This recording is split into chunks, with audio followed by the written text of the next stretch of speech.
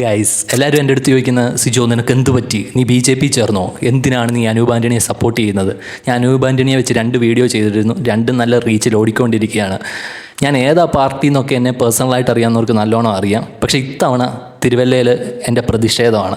കുറേ നാളായി ഒരു മാത്യു ടി തോമസ്, ഒരു ആൻ്റോ ആൻ്റണി, അടുത്ത വർഗീസ് മാമന്, എൻ്റെ പൊന്നോ പരീക്ഷിച്ചേനെ ഉറപ്പായിട്ടും. പക്ഷേ ഓപ്പോസിറ്റ് അനൂപ് ആൻ്റണി അല്ലായിരുന്നെങ്കിൽ ഞാൻ അനൂപ് ആൻ്റണിയെ പറ്റി അത്യാവശ്യം നല്ല റിസർച്ച് നടത്തിയാണ്. പുള്ളിയുടെ ഇൻഫ്ലുവൻസ് എന്താണ്, പുള്ളി ഇത്രയും കാലം എന്താണ് ചെയ്തുകൊണ്ടിരുന്നതെന്നൊക്കെ മനസ്സിലാക്കി കഴിഞ്ഞാൽ നിങ്ങൾ അനൂപ് ആൻ്റണിക്ക് തന്നെ വോട്ട് ചെയ്യത്തുള്ളൂ. ഞാൻ പറഞ്ഞല്ലോ, ഞാൻ വ്യക്തികളെ നോക്കിയാണ് ഇപ്പോൾ ഓരോ വോട്ടും ചെയ്യുന്നത്. അയാൾ തോക്കുകയോ ജയിക്കുകയോ എന്നുള്ള എൻ്റെ വിഷയമല്ല. പക്ഷേ നമ്മൾ ചെയ്ത് കഴിയുമ്പോൾ നമ്മളോട് തോന്നുന്ന ഒരു തൃപ്തി ഉണ്ടല്ലോ, ഒരു ആത്മസംതൃപ്തി, അത്രയേ ഉള്ളൂ.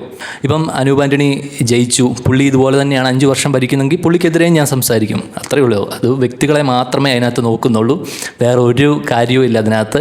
ഞാൻ പറഞ്ഞല്ലോ, പുള്ളിയെ പറ്റി ഒന്ന് യൂട്യൂബിലാണെങ്കിലും സെർച്ച് നോക്കി അവസാന നിമിഷം എന്താണ് ഞാൻ കഴിഞ്ഞ എൻ്റെ 2ാമത്തെ വീഡിയോ പറഞ്ഞ പോലെ കാർത്തിക് സൂര്യയുടെ ഒരു പോഡ്കാസ്റ്റൊക്കെ ഉണ്ട്, ഇരുന്ന് കാണുക. ഇപ്പം നിങ്ങൾക്കുണ്ടല്ലോ ഒരു ഗൂസ് ബംസ് ഇങ്ങനെ കയറി വരും നിങ്ങൾക്ക്. ഇനി ഇതിൻ്റെ അടി വന്നിട്ട് BJP കയറിയാനുള്ള ഗുണദോഷങ്ങൾ എന്താണെന്ന് നിനക്കറിയാമോ? ബീഹാറിൽ എന്ത് സംഭവിച്ചു, തിരുവനന്തപുരത്ത് എന്ത് സംഭവിച്ചു, തൃശ്ശൂരിൽ എന്ത് സംഭവിച്ചു? അയ്യോ, എനിക്കിതൊന്നും അറിയത്തില്ല.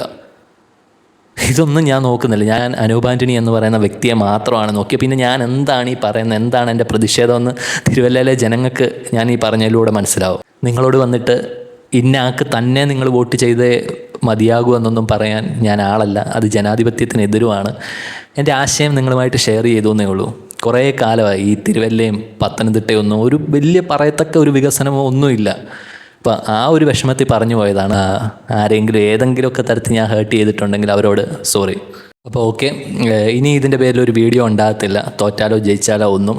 ഇതിവിടെ അവസാനിക്കുകയാണ്. ആരെങ്കിലുമൊക്കെ എന്നെപ്പോലെ ചിന്തിക്കുന്ന കുറച്ച് പേരെങ്കിലും ഉണ്ടാവുമെന്ന് ഞാൻ വിശ്വസിക്കുന്നു. Thank you.